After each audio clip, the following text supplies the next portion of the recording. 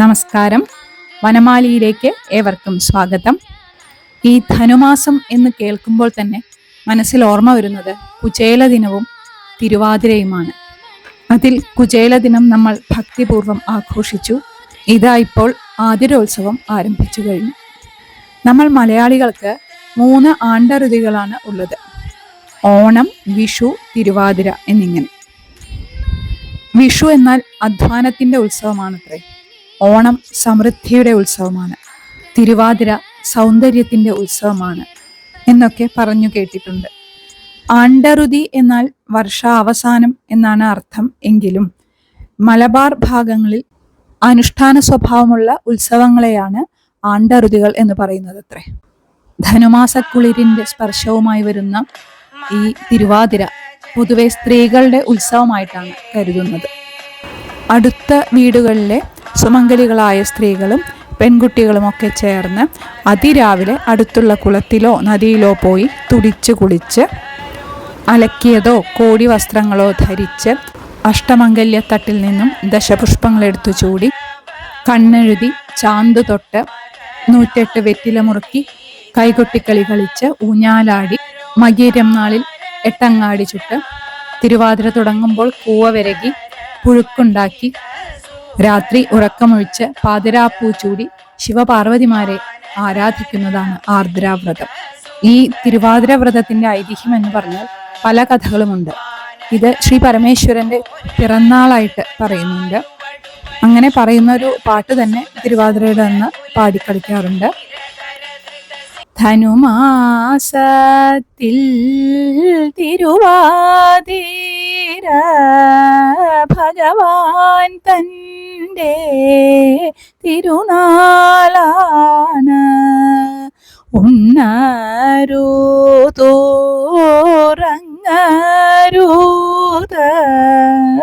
ആടണം പോൽ പാടണം പോൽ എന്ന് തുടങ്ങുന്ന തിരുവാതിര ശീലുകൾ തുടിച്ചു കുളിക്കുന്ന സമയത്ത് പാടാറുണ്ട്. തിരുവാതിര നോൻപിന്റെ മറ്റൊരു ഐതിഹ്യം പറയുന്നത് ശിവപാർവതിമാരുടെ വിവാഹം നടന്ന ദിവസമായിരുന്നു ഇത് എന്നാണ്. അതുപോലെ ശ്രീകൃഷ്ണനെ ഭർത്താവായി ലഭിക്കാൻ ഗോപസ്ത്രീകൾ കാർത്യായനി പൂജ നടത്തിയ ദിവസമാണ് ഇത് എന്നൊരു സങ്കല്പവും കേട്ടിട്ടുണ്ട്. ശ്രീ പരമേശ്വരനെ ഭർത്താവായി ലഭിക്കാൻ പാർവതീദേവി നടത്തിയ കഠിന തപസ്സുകളെ സ്മരിച്ചുകൊണ്ട് ചെയ്യുന്ന വ്രതമാണ് തിരുവാതിര എന്നൊരു ഐതിഹ്യവും ഉണ്ട്. നമ്മുടെ തിരുവാതിര നോയമ്പിന്റെ അനുഷ്ഠാനങ്ങൾ കണ്ടാൽ ഇതുമായിട്ടാണ് നമുക്ക് സാമ്യം തോന്നുന്നത്. സ്വന്തം അച്ഛനായ ദക്ഷന്റെ യാഗഭൂമിയിൽ വെച്ച് ദേഹത്യാഗം ചെയ്ത സതീദേവിയുടെ പുനർജന്മമായി പാർവതീദേവി ജനിച്ചു. പാർവതീദേവിക്ക് മുജ്ജന്മത്തിലെ ആ സ്മരണ കൊണ്ടാകാം കുട്ടിയിൽ തന്നെ ശിവാരാധനയിലായിരുന്നു താല്പര്യം. കുറച്ചു വളർന്നപ്പോൾ ശിവനെ വരനായിട്ട് ലഭിക്കണം എന്നായി ആഗ്രഹം. അതിനുവേണ്ടി അച്ഛനമ്മമാരുടെ അനുഗ്രഹത്തോടെ വനാന്തരത്തിൽ പോയി കഠിന തപസ് അനുഷ്ഠിച്ചു. പഞ്ചാഗ്നി മധ്യത്തിൽ നിന്ന് തപസ് ചെയ്തു എന്നൊക്കെയാണ് പറയുന്നത്. കാട്ടിലുള്ള അരുവികളിൽ നിന്ന് വെള്ളം കുടിച്ചും കാട്ടിലെ കായ്കനികൾ ഭക്ഷിച്ച് ചിലപ്പോൾ കിഴങ്ങുകൾ ചുട്ട് തിന്നിട്ടും തോഴിമാരോടുകൂടി കാട്ടിൽ തന്നെയാണ് താമസിച്ചിരുന്നത്. ശ്രീ പരമേശ്വരൻ പ്രസാദിക്കുന്നില്ല എന്ന് തോന്നിയപ്പോൾ കഴിക്കുന്ന കായ്കനികൾ പോലും ഉപേക്ഷിച്ച് മരങ്ങളിൽ നിന്ന് നിലത്ത് വീഴുന്ന ഇലകൾ മാത്രം ഭക്ഷിച്ചിട്ടായി തപസ്. എന്നിട്ടും ഫലം ലഭിക്കുന്നില്ല എന്ന് കണ്ട് ആ ഇലകൾ കൂടി ഉപേക്ഷിച്ച് തപസ്സിന്റെ കാഠിന്യം കൂട്ടി പാർവതീദേവി. പർണം അല്ലെങ്കിൽ ഇല അതുകൂടി ഒഴിവാക്കിയത് കൊണ്ടാണ് പാർവതീദേവിയെ അപർണ എന്ന് വിളിക്കുന്നത്. ഇതേ സമയം താരകാസുരന്റെ ഉപദ്രവത്തിൽ നിന്നും ദേവന്മാരെ രക്ഷിക്കാൻ ശിവപുത്രന് മാത്രമേ സാധിക്കൂ എന്നുള്ളത് കൊണ്ട് ദേവന്മാരെല്ലാവരും കൂടി കാമദേവനോട് ശിവന്റെ ആ തപസ്സിന് ഭംഗം വരുത്താൻ അഭ്യർത്ഥിക്കുകയാണ്. ഈ അഭ്യർത്ഥന സ്വീകരിച്ച് കാമദേവൻ ഒരു പുഷ്പബാണം ശിവന്റെ നേർക്ക് അയക്കുകയാണ്. അങ്ങനെ ശിവന്റെ തപസ്സിന് ഭംഗം വരികയും അതിന് കാരണക്കാരനായ കാമദേവനെ തൻ്റെ തൃക്കണ്ണുകൊണ്ട് ദേഷ്യത്തോടെ നോക്കുകയും കാമദേവൻ ആ കോപാഗ്നിയിൽ ദഹിക്കുകയും ചെയ്തു.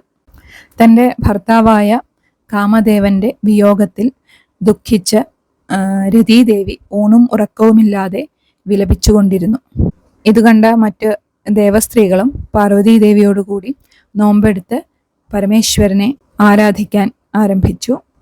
അവസാനം എല്ലാവരുടെയും പ്രാർത്ഥനയിലും വ്രതത്തിലും പാർവതീദേവിയുടെ തപസ്സിലും സംപ്രീതനായ പരമേശ്വരൻ കാമദേവനെ പുനർജീവിപ്പിച്ചു. പാർവതീദേവിയെ തൻ്റെ അർദ്ധാംഗിനിയായി സ്വീകരിക്കുകയും ചെയ്തു അത്രേ. അങ്ങനെ ശ്രീ പരമേശ്വരനെ ഭർത്താവായി ലഭിച്ചതിൻ്റെ ആഹ്ലാദത്തിൽ പാർവതീദേവി തൻ്റെ തോഴിമാരോടുകൂടി വനത്തിൽ കളിച്ചും രസിച്ചും പഴങ്ങൾ ഭക്ഷിച്ചും തുടിച്ചു കുളിച്ചും വെറ്റില മുറുക്കിയും ഊഞ്ഞാലാടിയും ആനന്ദിച്ചതിൻ്റെ ഓർമ്മയ്ക്കായിട്ടാണ് ഈ തിരുവാതിര വ്രതം നോൽക്കുന്നത് എന്നും പറയുന്നുണ്ട്. അതുപോലെ ഈ തിരുവാതിരയ്ക്ക് മാത്രം പാടി കളിക്കുന്ന ഒരു പാട്ടുണ്ട്. ആ പാട്ടിൽ ഒരു കഥ തന്നെ പറയുന്നുണ്ട്. വേറെ ഒരു സമയത്തും ഈ പാട്ട് പാടാറില്ല. തിരുവാതിരയ്ക്ക് എന്തായാലും പാടും ചെയ്യും ഈ പാട്ട്. എങ്ങനെയാണ്? മംഗല തീര നൽപുരാണം എങ്കിലോ കേട്ടാലുമുള്ള വണ്ണം എന്ന് തുടങ്ങുന്നതാണ് ആ പാട്ട്. പാർവതീദേവിയുടെ പരമഭക്തയായിട്ടുള്ള ഒരു കന്യക ഉണ്ടായിരുന്നു. ആ കന്യകയെ ഒരു വൈദികൻ വേളി കഴിച്ചു. അധികം താമസിയാതെ തന്നെ ആ വൈദികൻ മരിച്ചുപോയി. ഇതറിഞ്ഞ പാർവതീദേവിക്ക് ആ കന്യകയുടെ നിലവിളി കേട്ട് പാർവതീദേവിക്ക് സഹിച്ചില്ല. എന്നിട്ട് ഭർത്താവായിട്ടുള്ള ശ്രീ പരമേശ്വരനോട് ഇതിൻ്റെ പരിഭവം പറയുകയാണ്. എന്നാൽ ഇത് കർമ്മഫലാണ് എന്ന് ശ്രീ പരമേശ്വരൻ പറഞ്ഞു. അപ്പോൾ പാർവതീദേവി പറയുന്നുണ്ട്, ആ കന്യക എന്തൊക്കെയാണോ ചെയ്യുന്നത് അത് ഞാനും ചെയ്യും. അതിലൊരു വരിയാണ്, ഇന്നവൾ താലി അഴിക്കുന്നെങ്കിൽ ഞാനുമെൻ താലി അഴിക്കുന്നുണ്ട്. ഇന്നവൾ കൂന്തൽ നീലത്തിടൂകിൽ ഞാനുമെൻ പൂഞ്ചായൽ കെട്ടുകില്ല. ഇങ്ങനെയൊക്കെ പറഞ്ഞ് പാർവതീദേവി ശിവന്റെ അടുത്ത് ശാഠ്യം പിടിക്കുകയാണ്. അതായത് ആ കുട്ടിയുടെ ഭർത്താവിൻ്റെ ജീവൻ ഇപ്പോൾ തിരിച്ചു കൊടുക്കണം എന്ന് പറഞ്ഞിട്ട്. അങ്ങനെ ശ്രീ പരമേശ്വരൻ യമദേവനെ വിളിച്ച് ആ ജീവൻ തിരികെ നൽകാൻ ആജ്ഞാപിക്കുകയാണ്. അപ്പോൾ അത് എരിക്കിൻ്റെ ഇലയിൽ ഈ ദശപുഷ്പം വെച്ചിട്ട് അതിൻ്റെ മീതെ കൊന്നയുടെ ഇല വെച്ചിട്ടാണ്, അങ്ങനെയാണത്രേ ആ ജീവൻ ഭൂമിയിലേക്ക് കൊണ്ടുവന്നത്. അതാണ് ഈ തിരുവാതിരയുടെ അന്ന് എരിക്കിൻ്റെ ഇലയിൽ ദശപുഷ്പം വെച്ചിട്ട് മുകളിൽ കൊന്നയുടെ ഇല വെക്കുന്നതിൻ്റെ സങ്കല്പം. അത് തന്നെ ആയിരിക്കും തിരുവാതിര നാളിൽ ഈ ദശപുഷ്പം ചൂടുന്നതിന് ഇത്ര പ്രാധാന്യമുള്ളതും. എന്തായാലും അതിനുശേഷം ആ ദമ്പതികളെ ശിവപാർവതിമാരെ അനുഗ്രഹിച്ചു എന്നാണ് കഥ. ഇത് ഒരു ധനുമാസത്തിലെ തിരുവാതിര നാളിലായിരുന്നു എന്നതാണ് വേറൊരു ഐതിഹ്യം. ഈ തിരുവാതിര വ്രതം രേവതി നാൾ മുതൽ ആരംഭിക്കും.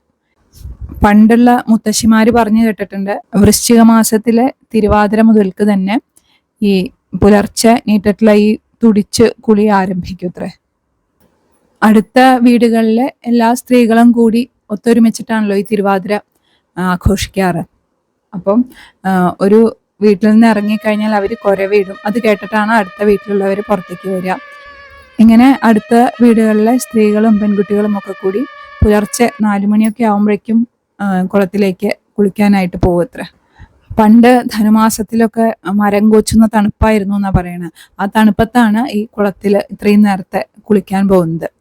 ഈ തിരുവാതിര വ്രതത്തിന്റെ ഏറ്റവും കാഠിന്യമുള്ളതും ഇത് തന്നെയായിരിക്കും. എന്നിട്ട് കുളത്തിൽ ആ ജലത്തിനെ ഉണർത്തണം എന്നാ പറയുന്നത്. പുലർക്കാലത്ത് ആ ജലം ഗംഗാദേവിയാണ് എന്നാണ് സങ്കല്പം. എന്നിട്ട് ഉണരൂ ഉണരൂ ഗംഗാദേവി എന്ന് പറഞ്ഞ് ഒരു പാട്ട് പാടിയിട്ടാണ് തുടിച്ച് കുളിക്കാൻ തുടങ്ങുന്നത്. ഈ തുടിച്ചു കുളി കഴിഞ്ഞ് ശിവപാർവതിമാരെ ആരാധിച്ചിട്ട് തിരുവാതിരക്കളി കളിക്കുന്നു.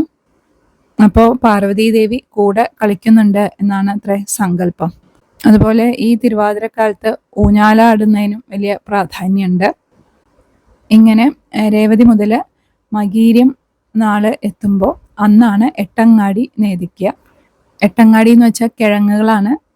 ചേന, ചേമ്പ്, കാവുത്ത്, നേന്ത്രക്കായ ഉണ്ട്, പിന്നെ ചെറുകിഴങ്ങ്, കൂർക്ക, ഇതൊക്കെ തീയിൽ ചുട്ടെടുക്കുകയാണ് ചെയ്യുക. അതിലേക്ക് എള്ളും പയറും മുതിരയൊക്കെ കൂടി നെയ്യിൽ വറുത്ത് ശർക്കര പാവ് കാച്ചിയിട്ട് അതിൽ എല്ലാം കൂടി ചേർക്കുന്നു. എന്നിട്ട് ഇത് മകീരത്തിൻ്റെ അന്ന് സന്ധ്യയ്ക്ക് നേദിക്കുകയാണ് ചെയ്യുക. ഇത് നേദിക്കുന്നത് പൂത്തിരുവാതിരക്കാർ ആരെങ്കിലും ഉണ്ടെങ്കിൽ അവരാണ് ചെയ്യാറ്. പൂത്തിരുവാതിര എന്ന് പറഞ്ഞു കഴിഞ്ഞാൽ കല്യാണം കഴിഞ്ഞിട്ട് ആദ്യത്തെ തിരുവാതിര ഉള്ള ഏതെങ്കിലും പെൺകുട്ടികളുണ്ടെങ്കിൽ അവരാണ് പൊതുവെ ചെയ്യാറ്. നീ പൂത്തിരുവാതിരക്കാരും ഇല്ലെങ്കിൽ അവിടുത്തെ മുതിർന്നിട്ടുള്ള സുമംഗലികളായിട്ടുള്ള ഏതെങ്കിലും സ്ത്രീകളാണ് ചെയ്യാറ്. ഇത് നേദിക്കുന്നത് ആദ്യം ഗണപതിക്കാണ്. അത് കഴിഞ്ഞിട്ട് അവിടെ ഒരു അമ്മിക്കുഴ അരിമാവൊക്കെ അണിഞ്ഞിട്ട് അവിടെ വെച്ചിട്ടുണ്ടാവും. ശിവസ്വരൂപമാണ് എന്നാണ് സങ്കല്പം. എന്നിട്ട് അവിടെയും ഈ എട്ടങ്ങാടിയും ഇളനീരും പഴവും ഒക്കെ നേദിക്കും. ഇങ്ങനെ നേദിക്കൽ കഴിഞ്ഞ് കഴിഞ്ഞാൽ പിന്നെ ഗണപതി, സരസ്വതി ഒക്കെ പാടിക്കളിച്ച് സ്വയംവരപ്പാട്ടുകളോ എന്താ വെച്ചാൽ പാടിക്കളിക്കും. ഇതൊക്കെ കഴിഞ്ഞിട്ട് എട്ടങ്ങാടി നേദിച്ചത് പ്രസാദമായിട്ട് കഴിക്കും. ഇളനീരോ വെറ്റില, മുറുക്ക് ഇതൊക്കെ ചെയ്യും.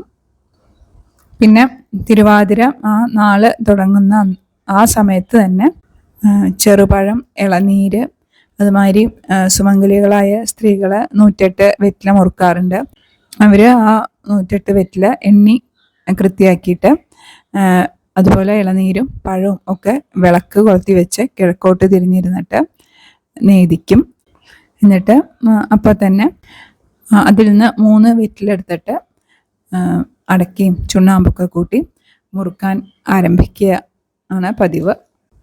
എന്നിട്ട് ഈ തിരുവാതിര നാള് കഴിയുന്നതിന് മുൻപ് ഈ 108 വെറ്റില കഴിച്ച് അവസാനിപ്പിക്കുകയാണ് പതിവ്. പിന്നെ തിരുവാതിരയുടെ അന്ന്, ഈ തിരുവാതിര നാളെ രാത്രി എന്നാണുള്ളത്, അന്നാണ് ഈ ഉറക്കൊഴിക്കലും പൂ ചൂടലും പാതിരാപ്പൂ ചൂടലും ഒക്കെ ചെയ്യാറുള്ളത്. ഈ പാതിരാപ്പൂവ് എന്ന് പറഞ്ഞു കഴിഞ്ഞാൽ അത് കൊടുവേലി എന്നുള്ള ചെടിയുടെ പൂവാണ്. ചുവന്ന നിറത്തിലുള്ളൊരു പൂവാണ് ഈ പാതിരാപ്പൂവ് എന്ന് പറയുന്നത്. അതും അടയ്ക്കാമണിയൻ എന്ന് പറഞ്ഞ ചെടി, അതൊക്കെ വീടിൻ്റെ പടിയുടെ പുറത്ത് നേരത്തെ തന്നെ കൊണ്ടുപോയി വെച്ചിട്ടുണ്ടാവും. എന്നിട്ട് ഈ പാതിരാപ്പൂ ചൂടാറായി കഴിഞ്ഞാൽ ഈ പൂ പറിക്കാൻ പോവുക എന്നുള്ള സങ്കല്പത്തിൽ പാട്ട് പാടിയിട്ട്, ഈ പൂ പറിക്കാൻ പോകുന്നതിനും പ്രത്യേകം പാട്ടുണ്ട്. ഇങ്ങനെ ആ പൂ പറിക്കാൻ പോകുന്ന ആ പാട്ട് പാടി ആ പടിക്കൽ വരെ പോയിട്ട് പടിയുടെ പുറത്ത് വെച്ചിട്ടുള്ള ആ പാതിരാപ്പൂവ്, കൊടുവേലിപ്പൂവും പിന്നെ അടയ്ക്കാമണിയൻ എന്ന് പറഞ്ഞിട്ടുള്ള ആ ചെടി, അത് രണ്ടും കൂടിയിട്ട് എടുത്തിട്ട് തിരിച്ച് വഞ്ചിപ്പാട്ട് പാടിയിട്ടാണ് തിരിച്ചു വരിക. ഈ കൊടുവേലിപ്പൂവിന് ഈ അടയ്ക്കാമണിയനെ ഒന്നും പേരെടുത്ത് പറയില്ല കേട്ടോ. പാതിരാപ്പൂവ് അല്ലെങ്കിൽ ചുവന്ന പൂവ് എന്നൊക്കെ പറയുള്ളൂ. ഈ പാതിരാപ്പൂവ് ചൂടുന്നവരെയും ഇവിടെ തിരുവാതിരക്കളി കളിച്ചുകൊണ്ടിരിക്കും. എന്നിട്ട് ആ പാതിരാപ്പൂ കൊണ്ടുവരുമ്പോഴേക്കും അവിടെ ഒരു അമ്മിക്കുഴ മറ്റേ മുൻപ് തലേദിവസം ചെയ്ത പോലെ തന്നെ അരിമാവ് അണിഞ്ഞ് ശിവപാർവതി സങ്കല്പത്തിൽ അവിടെ വയ്ക്കും. വിളക്ക് വെച്ചിട്ടുണ്ടാവും. അതുപോലെ മുന്നിൽ നേദിക്കാനായിട്ട് കൂവ വിരകിയത്, കൂവയുടെയും ഇതുമാതിരി പേര് പറയില്ല, വിരകിയത് എന്നേ പറയുള്ളൂ, അത് വിരകിയത് വെച്ചിട്ടുണ്ടാവും. പഴം, ഇളനീര്, വെറ്റില, പിന്നെ അഷ്ടമംഗല്യം, ദശപുഷ്പം, ഇതൊക്കെ വിളക്കിൻ്റെ മുന്നിൽ ഇങ്ങനെ നേദിക്കാൻ വെച്ചിട്ടുണ്ടാവും. അവിടെയാണ് ഈ പാതിരാപ്പൂവ് കൊണ്ടുപോയി വെക്കുക. പൂത്തിരുവാതിരക്കാരുണ്ടെങ്കിൽ അവരാണ് ആദ്യം ഈ പാതിരാപ്പൂ ചൂടുക. അത് കഴിഞ്ഞ് പിന്നെ ഓരോരുത്തരായി വന്നിട്ട് പാതിരാപ്പൂവ് ചൂടണം. ഈ പാതിരാപ്പൂ ചൂടുന്നത് എങ്ങനെയാണെന്ന് വെച്ചാൽ ആദ്യം ഈ അടയ്ക്കാമണിയനും ഈ ചുവന്ന പൂവും ദശപുഷ്പവും ഒക്കെ ഗണപതിക്ക് അർപ്പിക്കും. അത് കഴിഞ്ഞിട്ട് ശിവസങ്കല്പത്തിൽ വെച്ചിരിക്കുന്ന ആ അമ്മിക്കുഴയിലേക്ക് ഈ അടയ്ക്കാമണിയൻ, ചുവന്ന പൂവ്, ദശപുഷ്പം ഇതൊക്കെ അവിടെയും വയ്ക്കും. അതിനുശേഷം ഈ ദശപുഷ്പവും ഈ പാതിരാപ്പൂവ് എന്ന് പറയുന്ന ഈ ചുവന്ന പൂവ്, അതുമാതിരി അടയ്ക്കാമണിയൻ ഇതൊക്കെ നമ്മളും ചൂടും. ഈ നമ്പൂരി ഗ്രഹങ്ങളിലൊക്കെ ഇതൊക്കെ ചെയ്യുമ്പോൾ ഒരു കയ്യിൽ വാൽക്കണ്ണാടി പിടിച്ചിട്ടുണ്ടായിരിക്കും. അതുപോലെ ഈ പാതിരാപ്പൂ ചൂടുന്നതിന് മുൻപ് തന്നെ അവിടെ അഷ്ടമംഗല തട്ടിലുണ്ടാവുമല്ലോ കൺമഷിയും ചാന്തും കുറികളൊക്കെ ഉണ്ടാവും. അപ്പോൾ അതൊക്കെ നമ്മൾ ഒന്നും കൂടി അവിടെ ആ വിളക്കിൻ്റെ മുന്നിലിരുന്നിട്ട് കണ്ണെഴുതി ആ പൊട്ട് തൊട്ട് എന്നിട്ടാണ് പാതിരാപ്പൂ ചൂടുക എന്നുള്ള ചടങ്ങ് ആരംഭിക്കുക.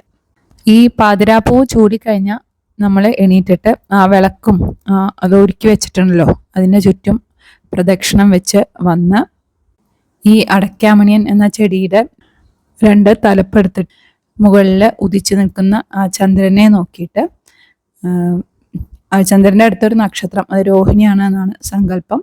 എന്നിട്ട് ചന്ദ്രനെയും രോഹിണിയും മനസ്സിൽ സങ്കല്പിച്ചിട്ട് ഈ 2 കൈയിലും ഓരോ തലപ്പ് അടയ്ക്കാമണിയൻ്റെ ചെടി വെച്ചിട്ടുണ്ടല്ലോ അത് മുകളിലേക്ക് അങ്ങോട്ട് അർച്ചിക്കുക.